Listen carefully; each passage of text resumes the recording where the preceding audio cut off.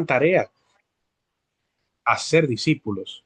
El tema de los grupos pequeños saludables tiene que ver específicamente con esta obra de hacer discípulos también, ¿verdad?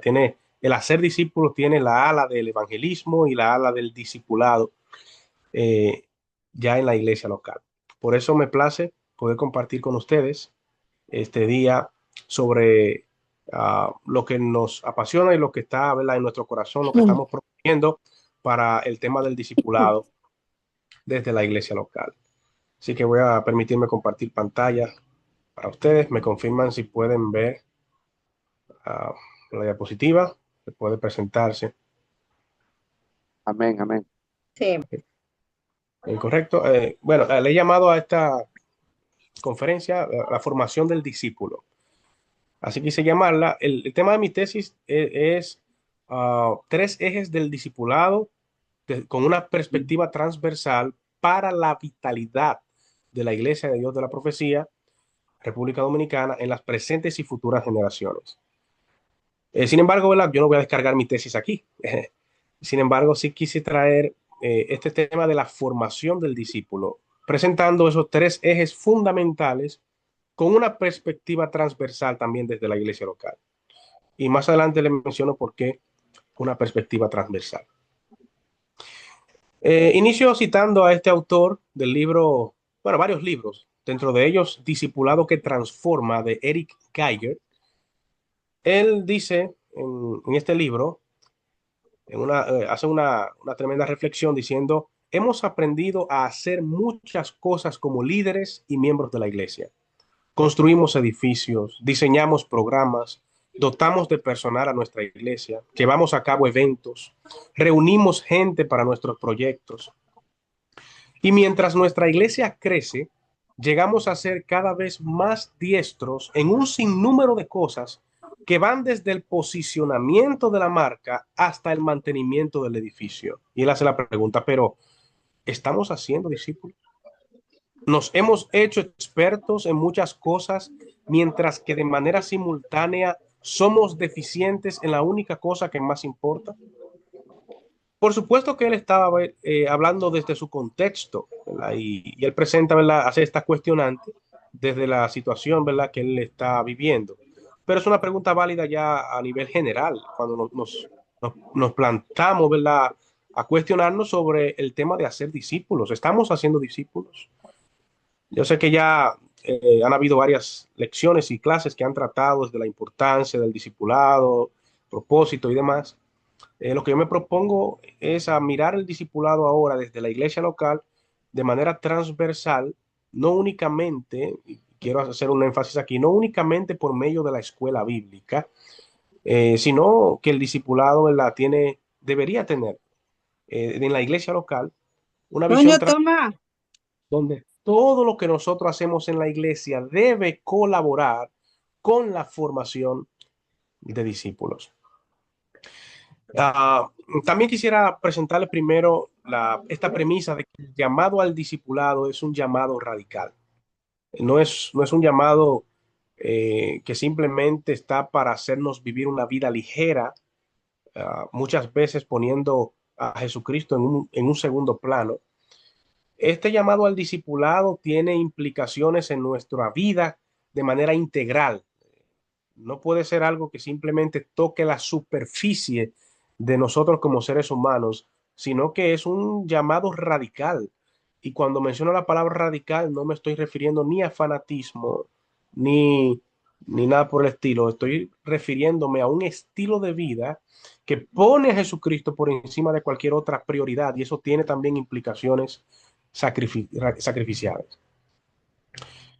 Jesucristo dijo en Lucas 9:23: si alguno quiere venir en pos de mí, ¿verdad?, y ya conocemos lo que sí, que dice: niéguese a sí mismo, tome su cruz y sígame. Y conociendo lo que implica tomar la cruz, ¿verdad?, que en ese tiempo una persona que iba llevando una cruz era obvio para las personas de ese tiempo que era una persona que estaba siendo encaminada a ser crucificado. O sea que al Jesucristo decirle a ellos: tome su cruz, prácticamente le está diciendo: anuncien su muerte. Ustedes van camino a ser crucificados, porque de hecho más adelante lo dice que, ¿verdad?, que nosotros primero, el apóstol Pablo menciona, ¿verdad? Somos crucificados juntamente con Cristo y luego seremos resucitados juntamente con Él. Pero esa crucifixión en Cristo Jesús habla de una vida sacrificial, ¿verdad? En Cristo. De manera que se presenta con esto el llamado radical que tiene el discipulado. Jesús dijo también, ninguno que poniendo su mano en el arado mira hacia atrás es apto para el reino de Dios. Lucas 9:62. Y me encanta este pasaje aquí porque aquí mismo en Lucas 9, del versículo 61, 62, aquí Lucas presenta tres escenarios de tres personas específicas que deciden seguir a Jesucristo o prácticamente algunos le llaman son casi discípulos.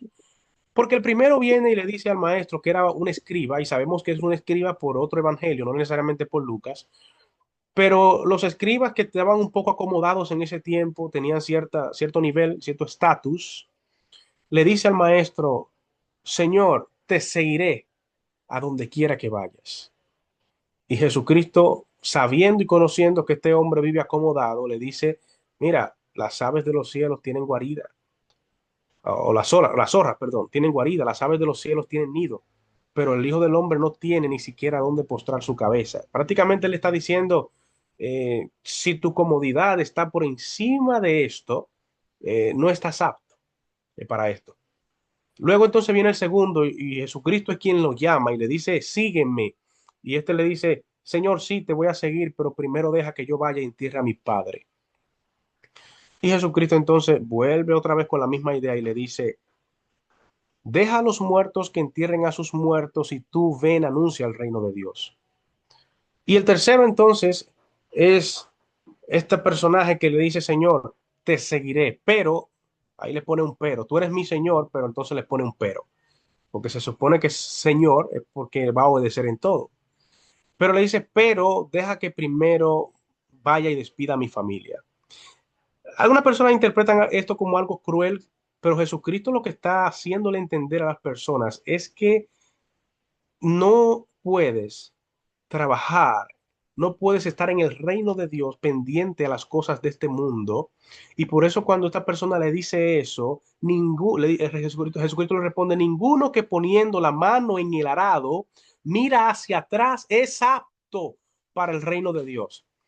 Y es interesante que Jesucristo utiliza una frase que no era nueva, es decir, esta frase era una frase antigua que algunos dicen que se remonta al tiempo de Hesíodo, estamos hablando de poeta griego, y era que cualquier persona que ponía la mano en el arado y miraba hacia atrás, entonces lo que provocaba es que el surco saliera torcido. Cuando las personas, ¿verdad?, agarraban la yunta de los bueyes y ponían la mano en el arado, si miraban hacia atrás, entonces el surco salía torcido y eso echaba a perder la cosecha. Y esta imagen que tiene Jesucristo en la mente, teniendo en cuenta que unos versículos más adelante, él estaba a punto de enviar a 70 hombres para, para eh, la misión de los 70, y este hombre entonces está como con su mente puesta en las cosas de este mundo y poniéndolo como prioridad. Déjame primero hacer esto. Entonces Jesucristo le dice, mira, ninguno que poniendo la mano en el arado y mira atrás es apto para el reino de Dios, porque entonces si el surco sale torcido por tú estás mirando para atrás, va a ser a echar a perder la cosecha. Entonces, prácticamente esto que le está diciendo Jesucristo es porque él está muy interesado en la misión, es algo importante para él. Y más aún después que en el mismo capítulo 9 hay un texto donde dice que habiendo llegado el tiempo en el cual Jesucristo iba a ser recibido arriba, entonces afirmó su rostro hacia Jerusalén. Ya así más adelante ustedes pueden estudiar lo que significa firmar el rostro para los judíos, término judío. Esto tiene muchas implicaciones de ya Jesucristo había tomado una decisión, se había preparado internamente para ir a Jerusalén porque él sabía lo que le iba a ocurrir, pero ya él decidió hacerlo, no hay vuelta atrás, le van a pasar muchas penurias, iban a pasar dificultades, sabía lo que le venía, pero ya él se había determinado a ir a Jerusalén. Afirmar el rostro hacia allá, eso es lo que significa. Tiene muchas implicaciones en ese sentido. y ya Jesucristo a partir de ahí no estaba jugando. Y con esto no estoy diciendo que antes de ahí él estuviera jugando, sino que a partir de ahí entonces ya eh, se, se, a- se acelera más el tema de misional y la urgencia para avanzar en el reino de Dios. Así que él no estaba jugando y estas personas que estaban ambivalentes entre mirar hacia atrás y, y poner sus ojos en la cosa de esta tierra, no está apto para el reino de Dios, le dijo en ese sentido. Él estaba siendo muy radical con ese llamado. Y también aquí en Mateo 16:25 dice, porque todo el que quiera salvar su vida la perderá, y todo el que pierda su vida por causa de mí la hallará. Esto es otro llamado radical de las personas que van a decidir seguir a Jesús. El llamado al discipulado muy bonito, que la iglesia local, que vamos a discipular a las personas, que vamos a formarlo, pero hay que formarlo de tal manera que Jesucristo sea prioridad y que las personas estén dispuestas a perder todo con tal de ganar a Jesucristo, porque si con tal de ganar al mundo hacen cosas fuera del evangelio, que más adelante vamos a mencionar algo, entonces van a perder y no la vida prácticamente. Entonces, es radical lo que está diciendo Jesucristo. Y también en Lucas capítulo 14, él menciona, versículo 26, si alguno viene a mí y no aborrece a padre y madre, mujer e hijos y hermanos y hermanas, y aún también su propia vida, no puede ser mi discípulo. Una vez más, él no está mandando a nadie aquí a aborrecer padre y aborrecer madre, y aborrecer mujeres, hijos, hermanos, ni nada por el estilo, sino más bien que Jesucristo debe ser el principal, Jesucristo debe tener prioridad y delante de él prácticamente los demás pudieran ser aborrecidos. Es decir, el que no esté dispuesto a aborrecer a sus familiares por causa de mí, prácticamente no está, no puede ser mi discípulo. Jesucristo, ¿verdad? Es un motivador y Pablo en Efesios menciona, ¿verdad? Que debemos honrar a nuestros padres porque es un mandato bíblico. Esto no es una incoherencia. Lo que está, Jesucristo nos manda a honrar a nuestros padres, nos manda, ¿verdad? A amar a todo el mundo. Pero cuando esto se interpone entre Jesucristo y eso, entonces aquí hay que tomar una decisión radical. Partiendo de este punto radical del Evangelio, donde Jesucristo es el principal, ¿verdad? Donde Jesucristo es la prioridad, es el énfasis que queríamos darle, ¿verdad? Para más adelante entonces lo que nosotros trabajaríamos en la iglesia local.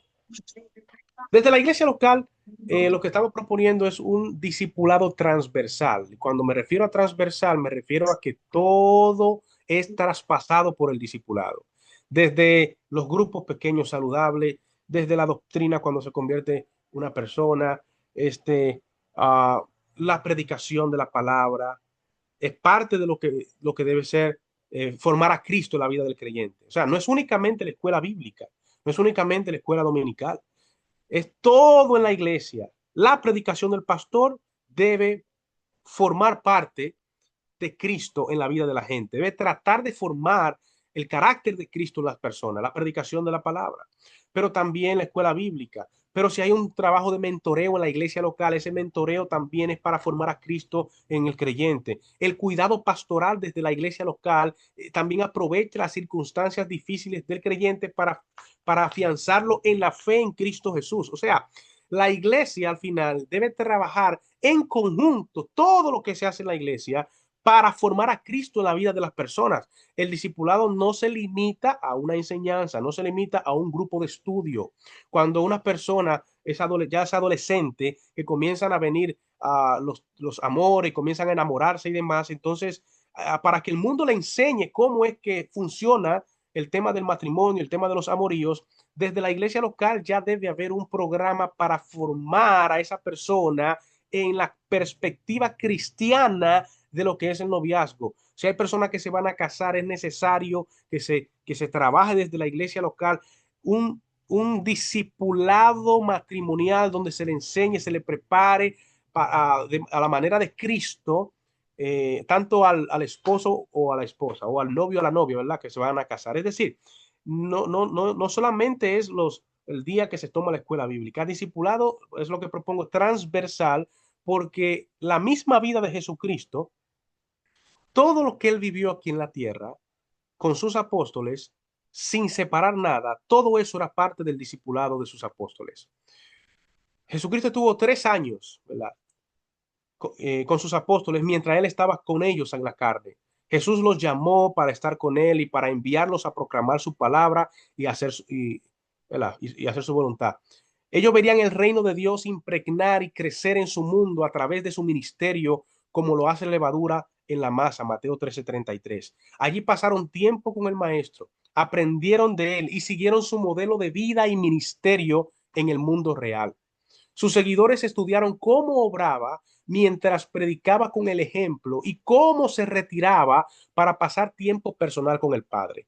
Los trajo a su lado para trabajar en sociedad con él. Le hicieron preguntas, pusieron en práctica lo que habían aprendido, regresaron con informes de victorias y fracasos, recibieron correcciones y más instrucciones, todo como parte de su discipulado. Es decir, en la vida de Jesucristo no hubo nada separado. Todo lo que hizo Jesucristo, él hizo milagros, él adelante de sus apóstoles, él aprovechaba las crisis, ¿verdad? Y todo eso, toda su vida fue parte del discipulado de los apóstoles. No había nada separado, él compartió su vida. El discipulado es relacional en la iglesia local. O sea que no hubo nada que pudiéramos decir, bueno, ahora que él está sentado en esta barca, en este momento va a discipular a sus apóstoles. No, era toda la vida de Jesucristo, su propia vida era compartida también para el discipulado. Y este concepto, ¿verdad? Transversal, lo vemos también en el libro de Efesios capítulo 4, versículo del 11 al 13. Aquí nos dice, y él mismo constituyó a unos apóstoles, a otros profetas, a otros evangelistas, a otros pastores y maestros. Es decir, estos ministerios que él constituye no es para que cada quien haga un trabajo aislado. Tú vas a hacer un trabajo para una cosa, tú vas a hacer este trabajo para otra cosa. Al final lo que le dice el apóstol Pablo es que todos estos ministerios Jesucristo los constituyó a fin de perfeccionar a los santos para la obra del ministerio. O sea que todos tenían un propósito en común para la edificación del cuerpo de Cristo hasta que todos lleguemos a la unidad de la fe y del conocimiento del Hijo de Dios, a un varón perfecto a la medida de la estatura de la plenitud de Cristo. O sea que todos estos ministerios establecidos, todos estaban trabajando con un mismo fin, que es que las personas puedan llegar a una madurez en Cristo Jesús, que es el propósito del discipulado. O sea que cada uno colaboró para la tarea grandiosa de hacer discípulos. Y esta imagen que ven aquí, prácticamente, esto es lo que es una iglesia. La iglesia es prácticamente una fábrica de hacer discípulos. El mismo culto en la iglesia, el culto debe ser parte de cómo las personas pueden recibir formación en Cristo Jesús. La gente viene a la iglesia y debe salir, ¿verdad? Como discípulos. Ese es el producto final. Uh, Como una fábrica, por ejemplo, de un muñeco, hay una máquina que le pone una pata, hay otra máquina que le pone los brazos, hay otra máquina que le pone la cabeza, otra máquina le pinta los ojos, otra máquina le pone la ropita, otra máquina le pone los zapatos, y al final cada uno colabora para formar el muñeco, que en este caso sería el discípulo de parte de la iglesia. Es decir, de manera transversal. Por supuesto que la escuela bíblica, la escuela dominical, los estudios, es una columna, es parte fundamental del discipulado en la iglesia local, pero todo debe colaborar con formar a Cristo en la vida del creyente. Diciendo esto, entonces quisiera pasar a 3 ejes que debe ser formado en un discípulo. Es decir, vamos a formar discípulos, pero necesitamos formar algunas áreas. Número 1 sería el discipulado debe lograr que las personas conozcan a Jesús. Es lo primero. Para esto, ¿verdad? Se hace desde estudios bíblicos, la predicación, todo eso para que las personas aprendan a conocer sobre Jesús y también para que le conozcan. Y en este caso, no se limita únicamente a la adquisición de información. Por supuesto que debe haber en la iglesia un programa diseñado especialmente para que las personas conozcan de la Biblia, para que las personas aprendan la Biblia, para que las personas comprendan la palabra del Señor de manera sistemática. Por supuesto que debe estar este programa y lo tenemos, por ejemplo, con la escuela bíblica, lo tenemos, ¿verdad? Con los estudios que hacemos grupales, lo tenemos con la lectura personal que hace cada quien, lo tenemos con las conferencias que se llevan a la iglesia. Tenemos, ¿verdad?, esos programas para que las personas puedan obtener información, para que puedan comprender la palabra del Señor, para que puedan memorizarla, ¿verdad? Y adquirir conocimiento. Eso es parte del discipulado y en mi tesis yo le llamo el desarrollo de una fe íntegra. Y la fe tiene que ver, por supuesto, primero con aquello que debo creer y para eso necesito información transmitida, información que necesita ser interpretada correctamente porque nuestra fe no debe estar o no debería estar fundada sobre el error.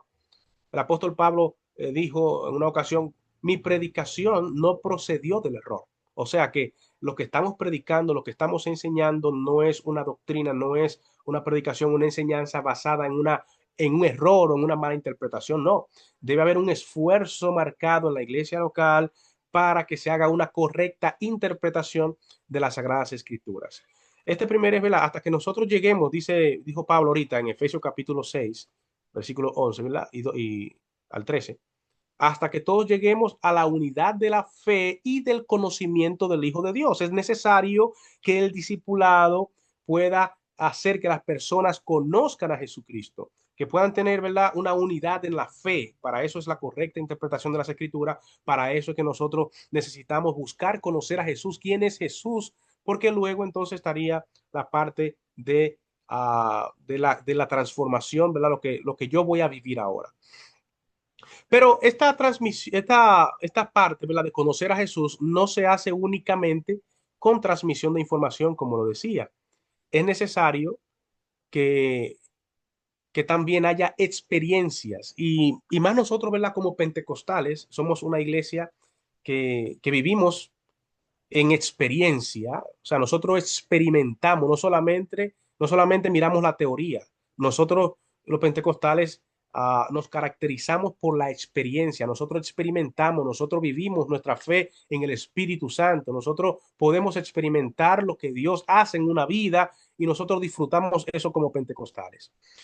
Y esa parte de la vivencia, de la experimentación, es sumamente importante incluso para nosotros conocer más a Jesús y para nosotros incrementar nuestra confianza en Él. Recordemos aquel pasaje en Samuel. Allá estaba David, este jovencito que muy seguramente fue instruido con la tradición oral, donde se le enseñaba sobre aquellas hazañas y aquellas historias que Dios había hecho, ¿verdad? Esas maravillas, cómo Dios sacó a su pueblo de Egipto. Y la celebración de la Pascua, ¿verdad?, que se estableció más adelante, ellos la celebraban también para ese momento. Entonces, este jovencito David, que no tenía participación con sus hermanos, sino que estaba ya en, pastoreando las ovejas, él conocía sobre ese Dios, pero era por información, porque ya le habían transmitido de manera oral esas tradiciones judías y estas hazañas que Dios había hecho sacando a su pueblo de Israel de Egipto. Y él crecía con esta fe, ¿verdad?, de cómo Dios hizo esas maravillas y abrió el mar en dos. Y cuando está ya pastoreando estas ovejas, de repente un día llega un oso, otro día llega un león, y yo me imagino, ¿verdad?, haciendo una inventiva teológica, yo me imagino que la primera impresión fue de temor. Imagínese usted, fue un león y un oso. Pero conociendo estas historias, sabiendo que Dios estaba con él se atrevió, ¿verdad? Y dice que si había una oveja que se la llevaba el oso, él iba detrás del oso y se la arrancaba de la mano, y si el oso se venía encima de él lo agarraba por la boca, ¿verdad? Y, y lo mataba. Pero en todos los casos donde él tuvo esa experiencia allá en secreto, allá donde nadie lo veía, todas esas experiencias pequeñas, él siempre entendió que era Dios quien lo había librado.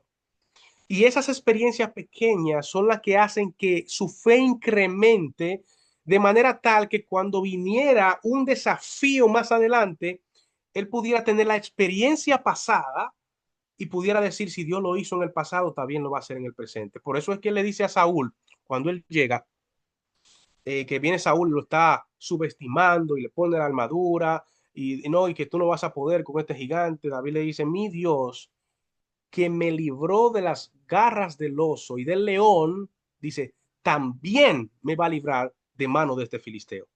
Es decir, las experiencias pasadas que él tuvo con Dios ayudaron para que él incrementara su fe de tal manera que él dijo, esto que de la manera que Dios lo hizo en el pasado, también lo va a hacer con este filisteo. Y por eso que él va y le dice, mira, tú vienes contra mí con espada y jabalina, pero yo vengo contra ti en el nombre de Jehová de los ejércitos. Por esa razón es que el discipulado no debe ser solamente transmisión de información, necesitamos experiencia, necesitamos experimentar a Cristo en nuestras vidas, necesitamos buscar su rostro, necesitamos tomar decisiones drásticas por causa de Jesús, decirle no al pecado, porque cuando yo hago ese tipo de decisiones, entonces en algún momento va a llegar un refrigerio a mi vida que me va a hacer entender que ese refrigerio que estoy teniendo fue por yo haber tomado una decisión radical por Jesús. Y esa experiencia entonces me va a hacer todavía confiar más en Dios cada vez más y más. Pero las personas que no toman decisiones radicales por Jesús no van a tener ese tipo de experiencia. Es necesario que busquemos a Dios en oración, en ayuno, ¿verdad? Que podamos experimentar, buscar su rostro, que podamos verle, buscarle y buscarle de manera real y de manera ansiosa por hacerlo. O sea, es como una persona que le está faltando el aire. Si realmente te está faltando el aire, tú vas a estar desesperado, ¿verdad? Por el aire. Y de esa misma manera, así como el siervo brama, ¿verdad? Por la corriente de las aguas, así debe nuestra alma anhelar también al Señor. Entonces, esas experiencias combinadas por medio del discipulado con la correcta interpretación de las escrituras, la enseñanza, ¿verdad? Que las personas puedan conocer las historias bíblicas, que puedan conocer a Jesús, ¿verdad? Y experimentarlo en sus vidas es parte fundamental del discipulado. Número uno, el primer eje sería conocer a Jesús y esta transmisión, este discipulado debe ser bíblicamente radical y enfocado en Jesús. ¿Por qué bíblicamente radical? Bueno, y más hoy día que están habiendo tantos ataques al texto bíblico, lo ha habido siempre. Pero hoy día con el tema de la globalización, las redes sociales, personas que suben un video por aquí atacando a la Biblia, otros que agarran una versión bíblica y la queman en vivo. Eso es una gran falta de respeto, pero es parte del ataque que Satanás hace poco a poco para tratar de arrinconar el texto bíblico, que la persona mire en la Biblia como un libro no confiable. Y movimientos feministas por un lado, que comienzan a, a ¿cómo diría la palabra? Comienzan a mutilar el texto. Bueno, hay algunas epístolas de Pablo que no podemos confiar en ella porque Pablo no siempre habló inspirado por el Espíritu y luego no todo el texto bíblico es palabra de Dios y comenzamos con este jueguito de palabras que a veces parece bonito, donde le decimos no, porque hay partes de la Biblia que fueron inspiradas de Dios y partes no. Hay partes donde habló Satanás, hay partes donde habló la bruja de Balaán. Y como el hombre habló, entonces no habló Dios siempre. Por eso no es palabra de Dios. Sino que en ella se encuentra la palabra de Dios. Este juego de palabras lo que busca es eso. Es riesgoso porque lo que va a lograr es que las personas digan, bueno, entonces no toda la Biblia es inspirada y no toda la Biblia es confiable, entonces la Biblia no es un libro confiable. Y al final no vamos a tener un libro confiable para nuestra fuente de fe y vamos a comenzar a creer cualquier cosa. Y eso es muy, muy, muy peligroso. Entonces, no, nosotros creemos, y la iglesia dio la profecía, gracias a Dios, que hasta el día de hoy, mira toda la Biblia como palabra de Dios, ¿verdad? Porque Dios, por la inspiración de Dios, es que Dios inspiró toda la escritura y no solamente el Antiguo Testamento, sino el Nuevo y eso hace que el autor de toda la Biblia sea Dios, ¿verdad? Porque él inspiró a esos diferentes hombres que aunque no alteró su temperamento, no alteró su intelecto, no alteró nada, pero cada palabra que salió de ellos fue lo que Dios quiso que saliera. Y hay testimonio de eso, ¿verdad? Tanto en el Antiguo como en el Nuevo Testamento y aún de boca de Jesucristo. Pero este es el primer eje que debe trabajar el discipulado, que las personas conozcan la Biblia, que conozcan a Jesucristo, que conozcan a, a Jesús por medio de las escrituras, por medio de la transmisión de información bíblica, pero también por medio de la experiencia. Eso debe lograr el discipulado desde la iglesia local. Número dos, el segundo eje del discipulado debe ser lograr que las personas aprendan a vivir como Jesús. Lo primero es conocerlo, pero segundo sería vivirlo. Y en mi tesis yo tengo este punto como una ética cristiana radical, ah, que más adelante puedo mencionar sobre eso. Vivir como Jesús, ese es el segundo eje. Ah, Dice la Reina Valera en el texto que nosotros leímos ahorita de Efesios, capítulo 4, dice, hasta que todos lleguemos a la unidad de la fe, ¿verdad? Dije, y al conocimiento del Hijo de Dios, a un varón perfecto. Hay personas que piensan que cuando dice que el texto dice a un varón perfecto, se está refiriendo a Jesús. Pero no, no se está refiriendo a Jesús, se está refiriendo a la iglesia. Dice a un varón perfecto que está hecho a la medida de la estatura de la plenitud de Cristo. Por supuesto que Jesucristo es el perfecto, pero cuando dice que hasta que todos lleguemos a un varón perfecto, otras versiones como la Biblia de las Américas dice a la condición de un hombre maduro. La nueva tradición viviente dice hasta que todos lleguemos, hasta que todos seamos maduros en el Señor. Y la NBI dice hasta que todos lleguemos a una humanidad perfecta que está hecha a la medida de la estatura de la plenitud de Cristo, por supuesto. Porque es que hacia allá nos dirigimos, a vivir como Jesús y cada vez más nos vamos perfeccionando hasta llegar allá. O Pablo en Gálatas 3:19 que dice, hijitos míos, por quienes vuelvo a sufrir dolores de parto hasta que Cristo sea formado en ustedes. Este trabajo fundamental de la iglesia, que nosotros podamos ser personas maduras en Cristo Jesús, y esto es parte de lo que debe trabajar el discipulado. De hecho, las escuelas bíblicas, como parte de este programa, deben tener una estructura relevante. Hay un libro muy bueno que ya el autor falleció, se llama Enseñemos la Biblia creativamente. Un libro que tiene cinco partes, ¿verdad? De la enseñanza. Número uno, el estudio, por supuesto que quien va a enseñar tiene que estudiar primero. Número dos es el enfoque. Número tres es la estructura. Número cuatro, la enseñanza en sí. Y número cinco, la evaluación. Estos cinco partes. Pero en la estructura, el autor utiliza un método que él le llama ALMA. ALMA por las siglas. La primera A de anzuelo, la L de libro, la M de mirar y la última A de aplicar o apropiarse sería la palabra. Y es porque esta debe ser la estructura. No siempre en la escuela bíblica usted enseña o usted dura todo el tiempo enseñando o impartiendo la lección. Lo primero que se hace es captar la atención. Es un anzuelo, es una primera parte. Usted agota aquí 7 minutos para captar la atención de manera de introductoria con algo en la que va a conectar con la lección. Lo segundo que se hace es ir a la lección, desarrollar el material, que te va a durar unos 30 minutos, a veces menos posiblemente, pero no una hora completa desarrollando la lección. La tercera parte es mirar, es ahora cómo nosotros vamos a, a lograr que esta lección que hemos aprendido, las personas puedan mirar cómo se ve eso en la vida de hoy.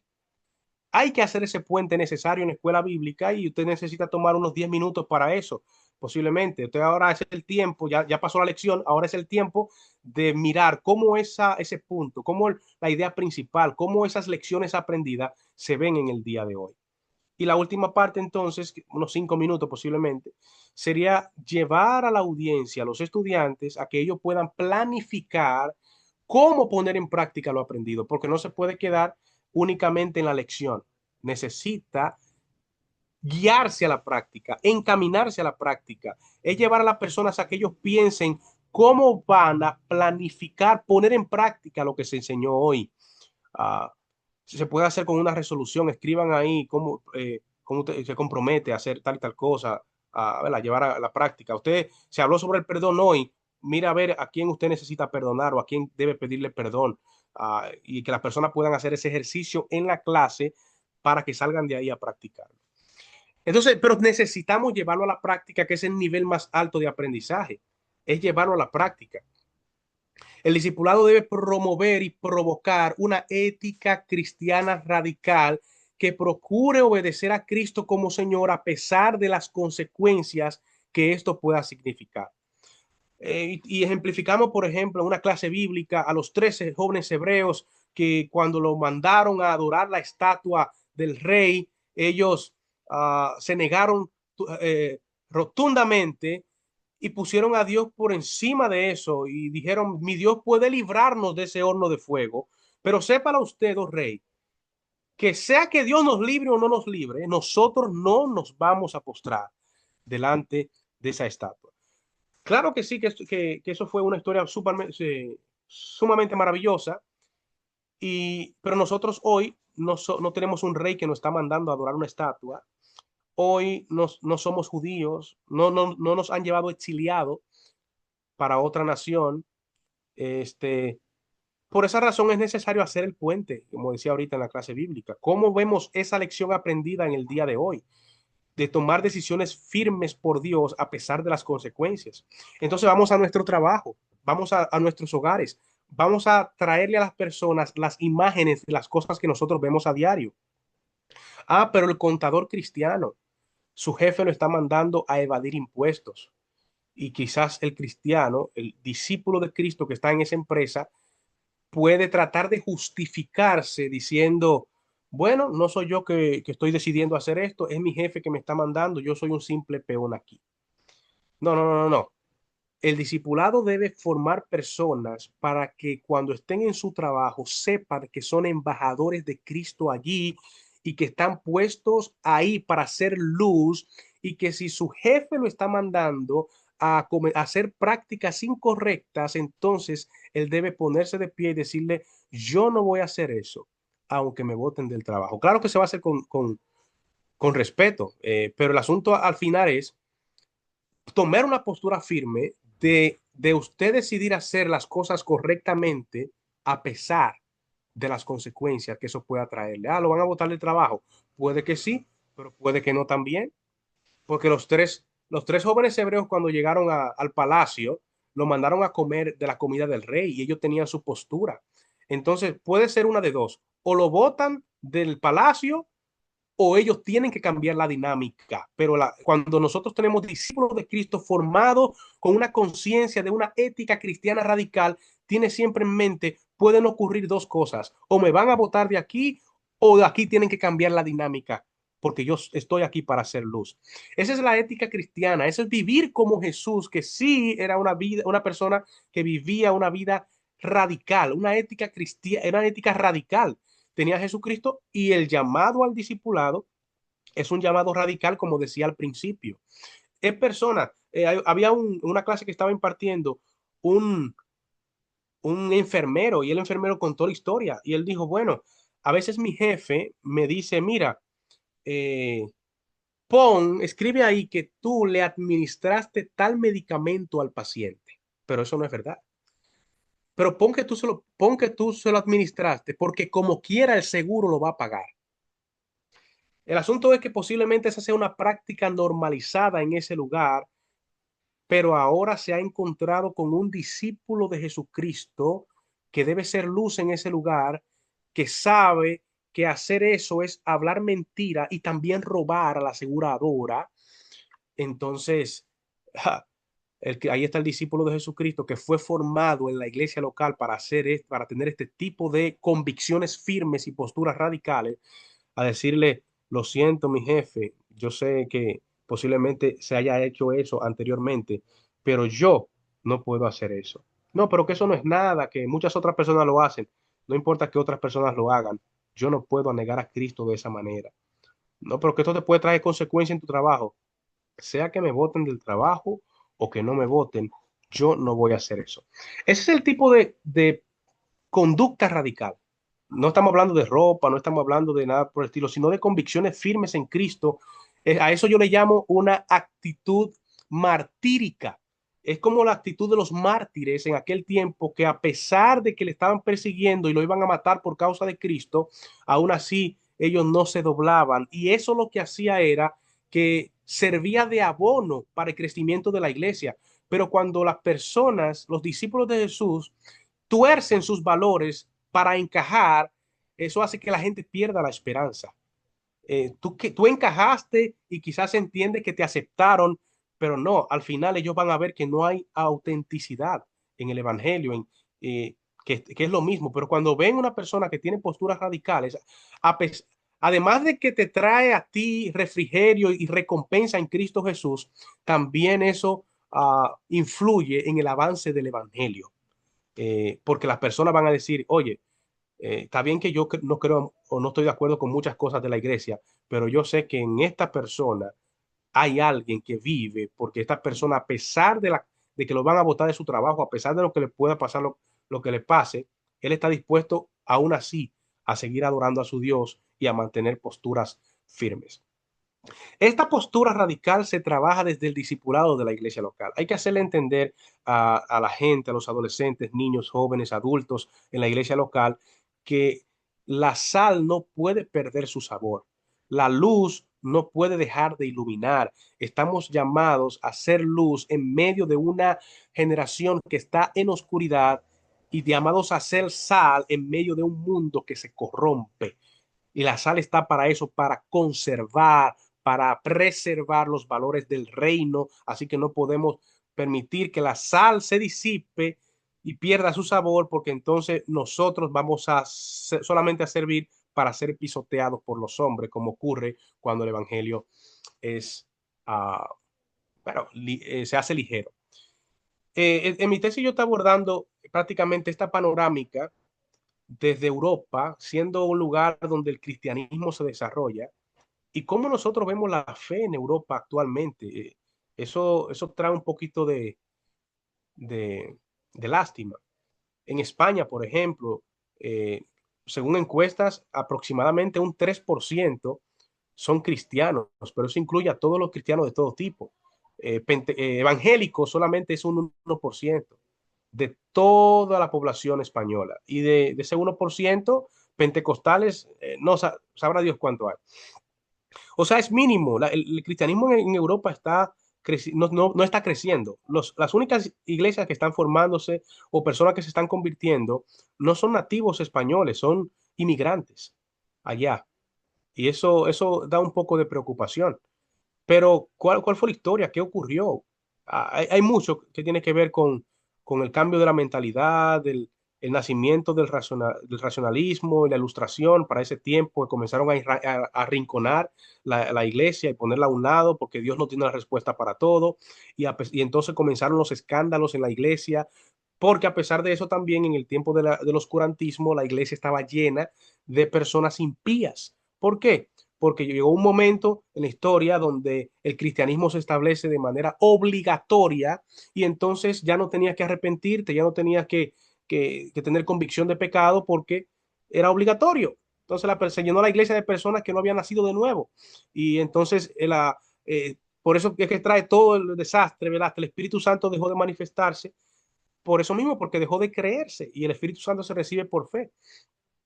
Entonces, todo esto y los escándalos que comenzaron a ver en la iglesia, esto provocó también un declive en cuanto a la fe. Las personas dejaron de confiar y eso constituyó una barrera para la evangelización también. Ahora es muy difícil la evangelización y estoy leyendo una tesis de un PhD en misiones, donde él estudia específicamente en España este fenómeno de la receptividad y también la, bueno, ese rechazo también en cuanto a la fe. Pero en Estados Unidos ocurrió algo también parecido, pero en el caso de los Estados Unidos no es la iglesia evangélica, perdón, católica la que defrauda a las personas, sino la iglesia protestante, porque es la que predomina también en los Estados Unidos. Muchas iglesias cierran constantemente en los Estados Unidos. Más de 43 millones de personas dejaron la fe para no regresar nunca más. Iglesias son cerradas prácticamente toda la semana en los Estados Unidos. Y aunque hay un estudio reciente que habla de que hay una estabilización en cuanto a la fe, pero también hay otro fenómeno en los Estados Unidos, que es que hay un movimiento creciente que le llaman los non, que son personas que no se vinculan a ningún tipo de religión o de iglesia organizada.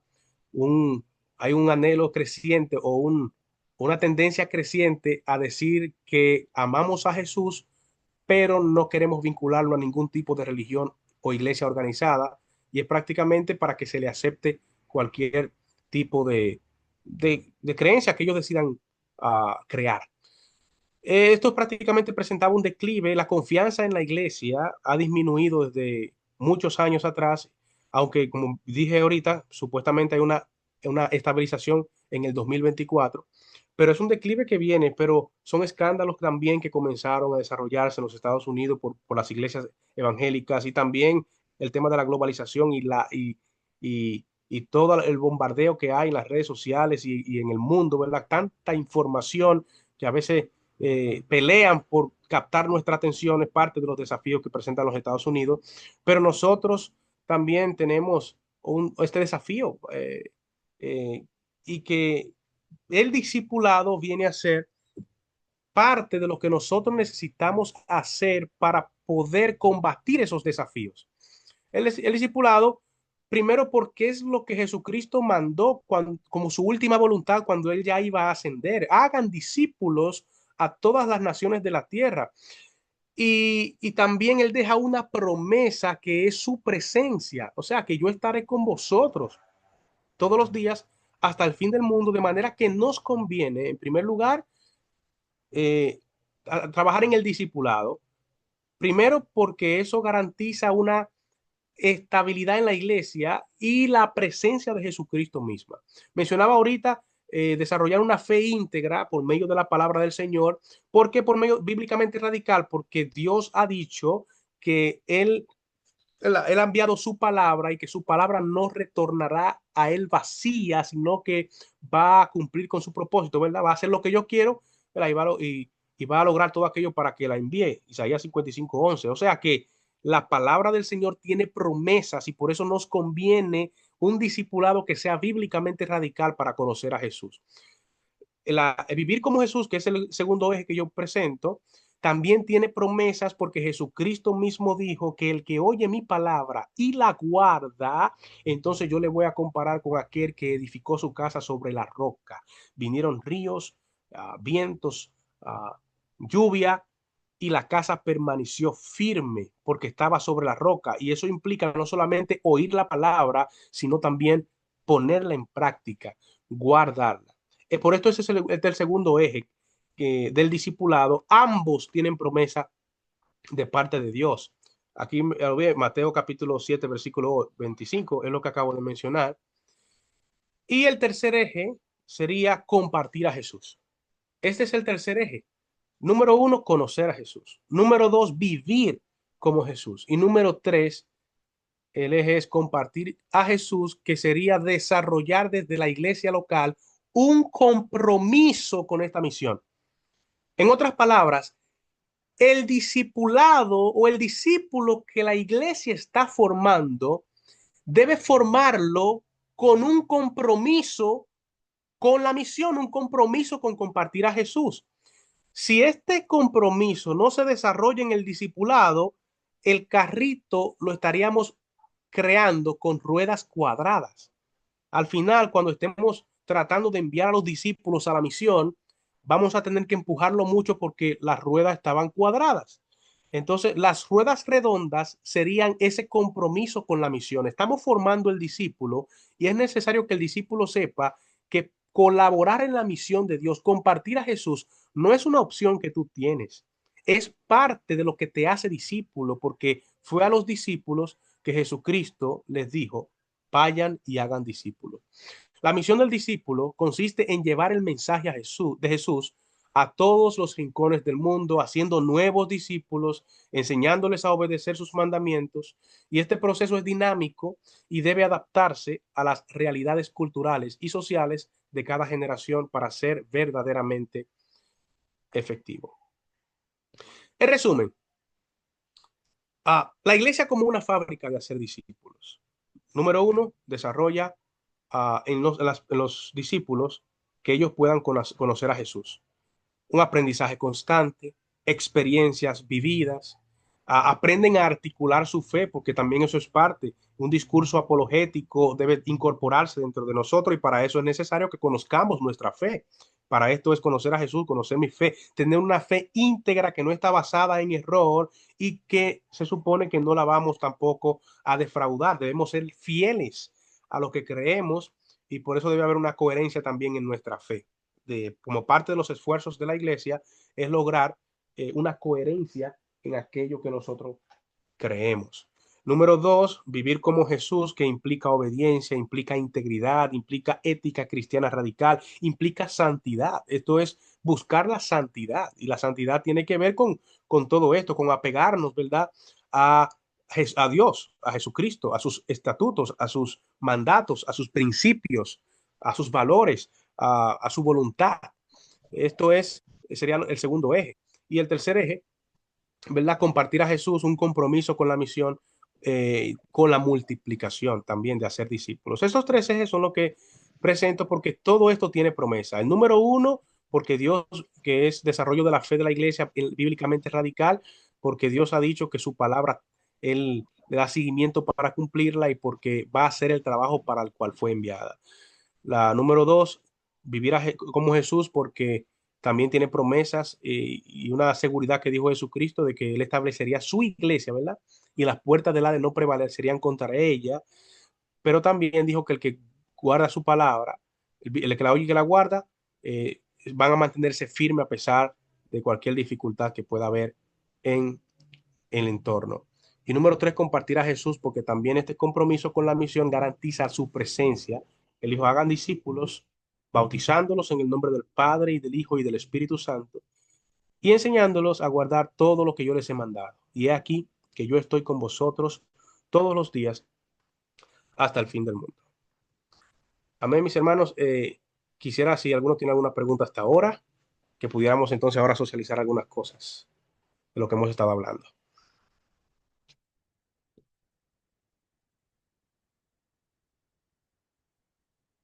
¿Qué les parece? Vamos a ver, alguno de los, algo que haya llamado la atención de estos ejes que hemos presentado, de esta exponencia.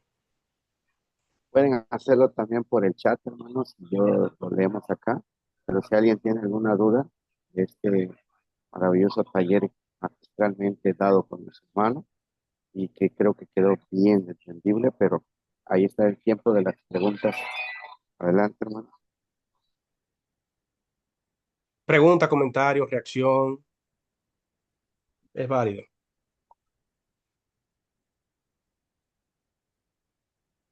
Pero uno a la vez, por favor, no se aglomeren. Ya todos quieren ir a comer. Mm, Dios le bendiga, hermano. Amén. Este, bueno, a mí me llama la atención ahorita lo que usted decía acerca del discipulado, de darle seguimiento. Me llama la atención en los que ya crecen en la iglesia, que se forman adolescentes, futuros matrimonios.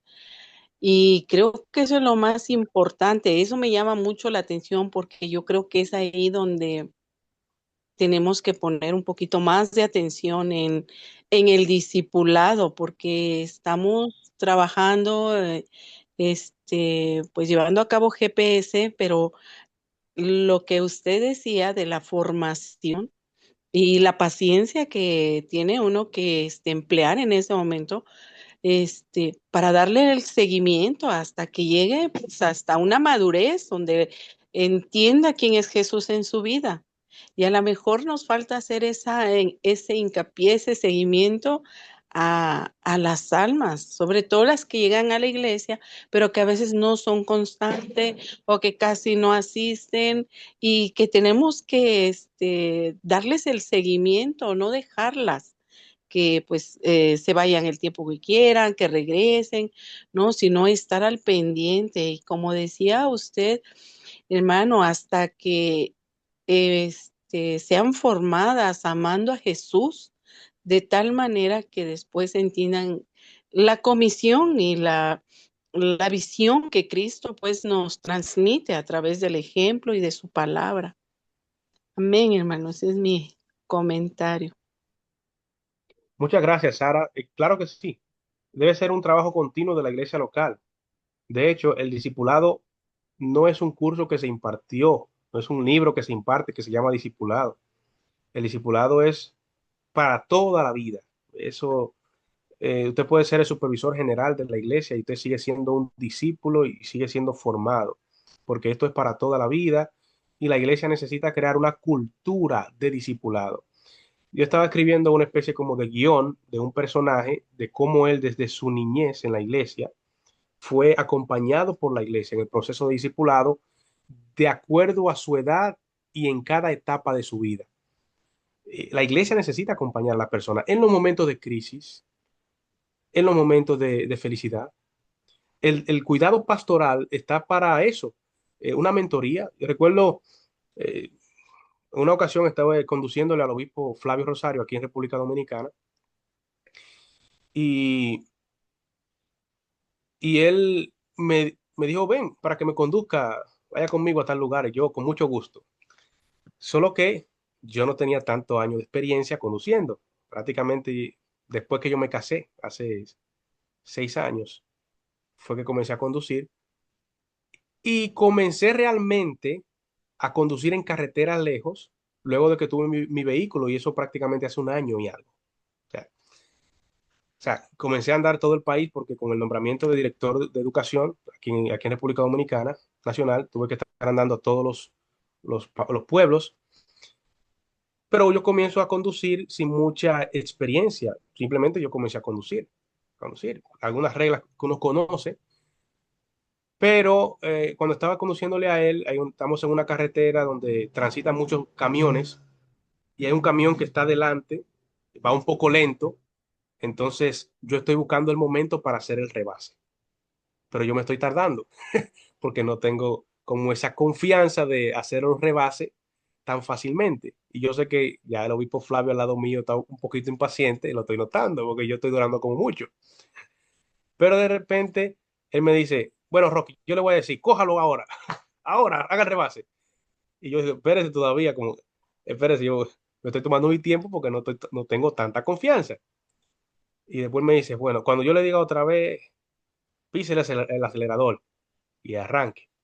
Y entonces en un momento me dice, ahora, y yo agarro, piso el acelerador y luego me incorporo otra vez a la vía. Y hubo otro momento, ¿verdad? En un desvío, no, en un retorno que teníamos que regresar y los vehículos van a toda velocidad. Y yo estoy ahí esperando mi tiempo y me estoy tomando mucho tiempo porque vienen los vehículos rápidos y todavía no sé medir la distancia.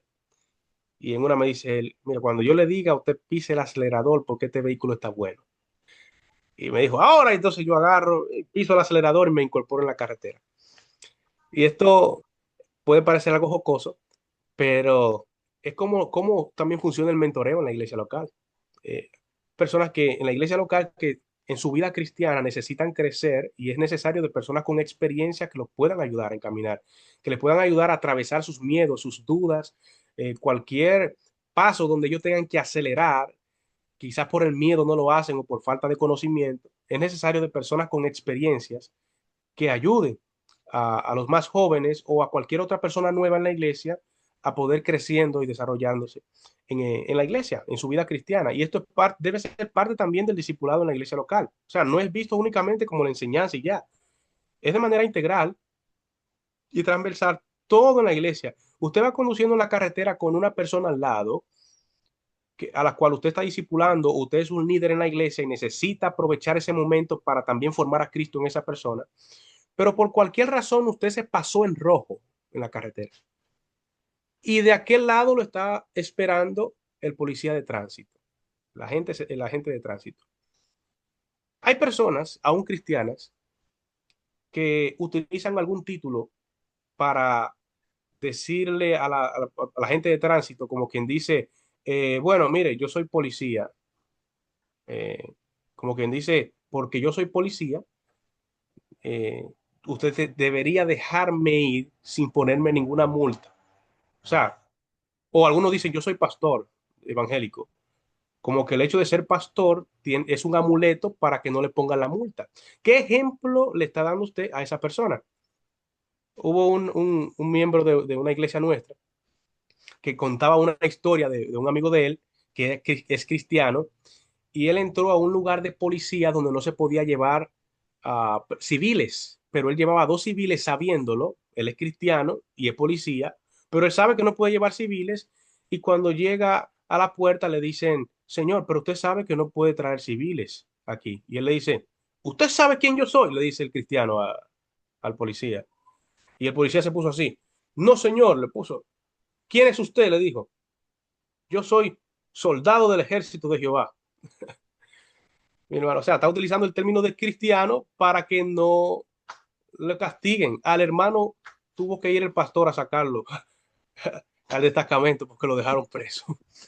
O sea, por el hecho de que seamos cristianos, lo que nosotros deberíamos es, si cometemos por cualquier error, alguna infracción de tránsito, es nosotros asumirla con todo el respeto, con toda la honestidad y decirle, sí, discúlpeme, fue que me distraje, lo que sea la verdad. Si tiene que ponerme la multa por eso, yo la asumo porque sé que fallé. Es lo mismo que ocurrió con Craig Groeschel, que Craig Groeschel es presidente de la Cumbre Global de Liderazgo. Yo sé que fue presidente o siempre ha sido uno de los expositores. Y él dijo que en una ocasión infringió la ley de tránsito en Estados Unidos y allá lo llevan a un juicio y en el juicio eso está lleno de personas que han incumplido alguna ley de tránsito y todos estaban diciendo que eran inocentes. Todos estaban diciendo, somos inocentes, somos inocentes. Pero llega este pastor que también infringió una ley de tránsito y el pastor comienza a decir que es culpable. Yo soy culpable. Y el juez le dice, ¿cómo fue que usted dijo que yo soy culpable? Perdón, disculpe, que no le escucho muy bien. Repítamelo, por favor, que soy culpable.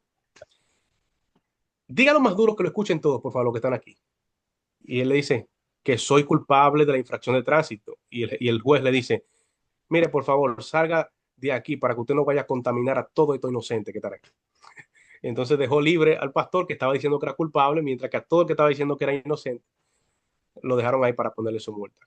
Pero solamente manera de reflexión es eso. Nosotros como cristianos debemos ser ejemplo en todo y eso es lo que debe trabajar el discipulado. No importa dónde estemos. Como una maestra en una escuela que el padre del niño, o sea, una mujer, una madre de un niño, fue donde la directora de la escuela para inscribirlo y le preguntó que cuánto se pagaba. Ah, son tanto que se pagan.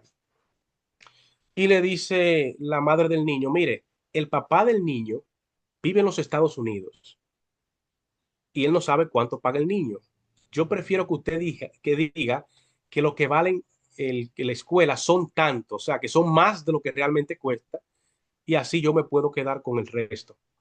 Y cuando viene a ver le ofrece algo más también a la directora, pero la directora es cristiana. Son los momentos donde nosotros, ¿verdad?, tenemos una postura radical. Esta mujer pudiera darme dinero por eso, pero es que yo como cristiano no voy a hacer eso porque eso no se corresponde a la verdad. Eso es mentira. Todo lo que es de buen nombre, dice el apóstol Pablo, todo lo justo, todo lo puro, todo lo honesto, si hay virtud alguna en eso pensar. Nosotros debemos ser ejemplo, luz para todo el mundo.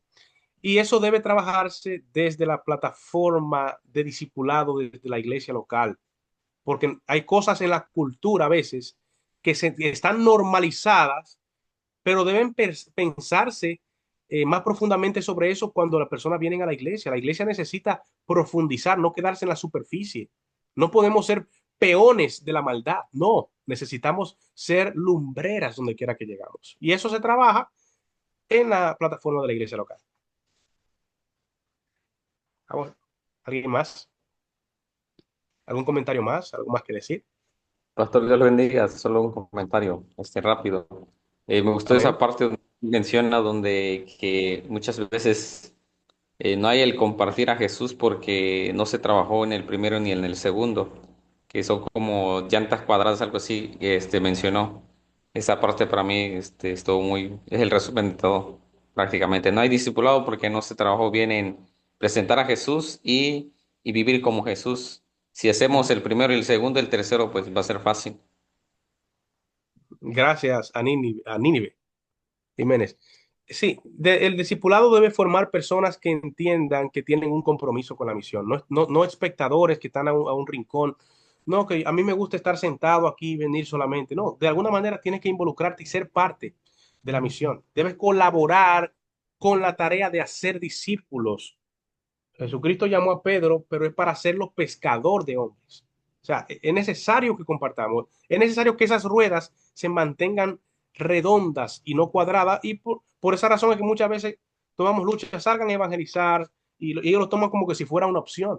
Salgan a formar grupos pequeños saludables, pero y a veces tomamos lucha con esto, es una batalla, pero es que debe ser intencional esa formación donde las personas se entiendan, no es una opción, es el mandato para todo el mundo, el de ir a ser discípulos, y yo debo colaborar con eso. Algunos van a colaborar con su dinero porque no tienen tiempo, y aún así deben colaborar con más que eso, involucrarse, ser parte de la misión, no espectadores, ser parte, en alguna medida ser parte, tienes que ser parte, tienes que ser parte. ¿De qué manera lo vas a hacer? No necesariamente tienes que ser un gran pastor. Tú puedes ser desde tu cargo en la iglesia local, cualquiera que sea. Tú necesitas tener un sentido misional. Todo lo que haces es porque estás cumpliendo con la misión. La persona que barre en la iglesia, que barre bien la iglesia, ella tiene que tener un sentido misional al barrer la iglesia, de tal manera que cuando esté barriendo piense que si deja un polvo en el suelo, si deja la tierra sucia, las personas se van a distraer y no van a escuchar el mensaje de la palabra de Dios. O sea, eso es con un sentido misional. Es necesario que yo haga mi trabajo bien, limpie bien, para que ningún polvo que quede sea una distracción para que la gente escuche en el Evangelio. O sea, ese es el sentido misional que deben tener las personas, pero al final todo el mundo debe colaborar con esta gran tarea de hacer discípulos. Abisai, meseta. Sí, mano, buenas noches. Dios le bendiga. Amén, amén. Gracias a Dios que tenemos este espacio. En cuanto a todos esos tres ejes que se mencionan, tengo una inquietud. El que de repente la iglesia en México se tenga en esa intención de entrenar discipuladores. Me viene la pregunta, ¿cómo identificamos a las personas idóneas para discipular? Ya que el discipulado debe darse de tal seriedad de que Jesús utilizó un plan específico y a pesar de tener muchos seguidores, él solo seleccionó a 12. Entonces, detrás de esa acción, yo imagino, yo pienso que tiene que haber una manera de cómo identificar a quienes se les deba de discipular para que entonces se le dé seguimiento a un plan de evangelismo. Esa es mi duda. Gracias, Abisai. Fíjese que el discipulado es para todo el mundo. Eso es sin distinguir personas. Todo el mundo necesita en la iglesia entrar en un proceso de discipulado. Por supuesto que habrán líderes que usted identifica como pastor en la iglesia local, y una de las funciones del pastor como líder es identificar, equipar y comisionar al laicado, ¿verdad? Que dicho de otra manera, como administrador de la iglesia, usted necesita también identificar personas a las que Dios la esté llamando al ministerio para entonces identificarlas, equiparlas y comisionarlas. Identificar a esos líderes que van a ser, porque los apóstoles, Jesucristo les seleccionó, ¿verdad? Y que luego ellos iban a comenzar, ¿verdad? A hacer la obra de expansión sobre todos los demás. Pero el trabajo del discipulado no debe limitarse a un grupo específico, es para todo el mundo. Habrán personas que van a estar rezagadas, habrá personas que no van a participar. Fuera nuestro deseo que todo el mundo se involucrara de manera eh, plena al programa de discipulado, pero el esfuerzo de la iglesia debe ser involucrar a todo el mundo indistintamente. Ahora bien, siempre van a haber personas con ciertas actitudes a las cuales el pastor identifica para equiparlos para el liderazgo y que ellos también se encarguen de multiplicarse. Pero esas personas, ¿verdad? Usted en la iglesia se identifican, el pastor la identifica fácilmente y también le pide dirección al Señor para que lo equipe. Pero eso ya para el tema del liderazgo y para formarlos, para que, ¿verdad? Porque nosotros no estamos llamados a formar personas necesariamente para alimentar nuestra iglesia y nuestro ministerio. Dios está llamando a otras personas en tu iglesia para otro asunto y usted como pastor lo identifica para equiparlos como parte de su responsabilidad y luego comisionarlos porque no van a ser necesariamente parte de su iglesia más adelante. Pero mientras tanto, todo el mundo debe estar en el programa de discipulado de la iglesia, siempre que sea posible, siempre que dependa de nosotros, sería la palabra. Amén, hermano Rocky.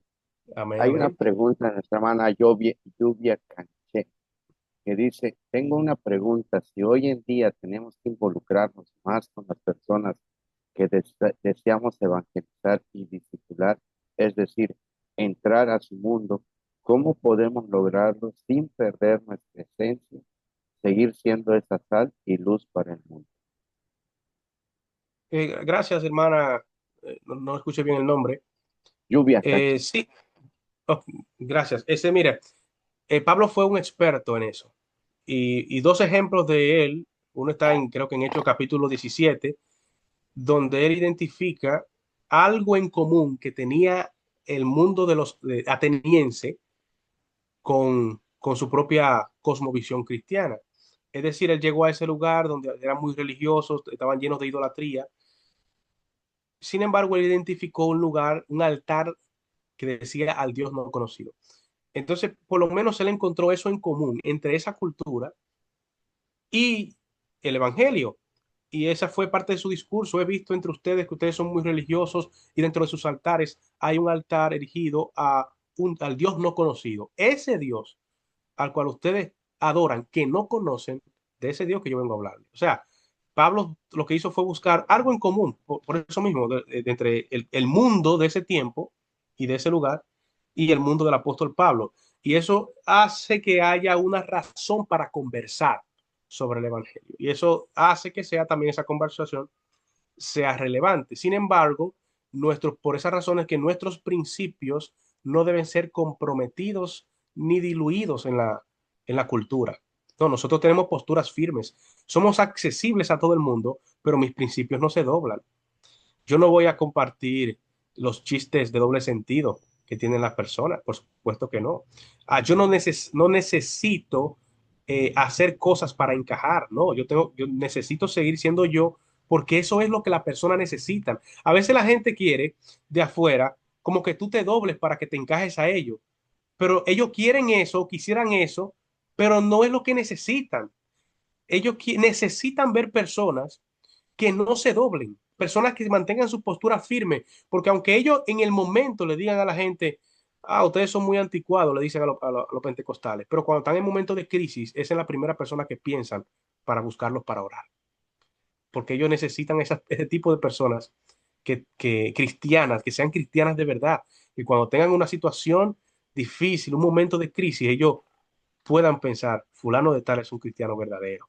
Y en ese momento es una oportunidad también para llegar a ellos, pero eso se logra siendo discípulos que no se doblan, radicales, teniendo una ética cristiana radical y siendo luz en el mundo. Eh, Bueno, no sé Pues hermano, hay muchas preguntas y creo que no vamos a acabar, pero todo lo que comienza tiene que terminar y creemos que esto ha sido algo maravilloso y me gusta una frase que puso un hermano Fabi Picoso que dice, es un reto que, que todos lo permitan. Dios quiere que todos en nuestras iglesias locales quieran hacerlo y que descubramos lo que no estamos haciendo bien y que debemos aceptar hacerlo. Y yo me quedo con la historia y yo creo que con esa historia nos podemos ir tranquilitos a casa, que la carreta con las ruedas redondas y no cuadradas.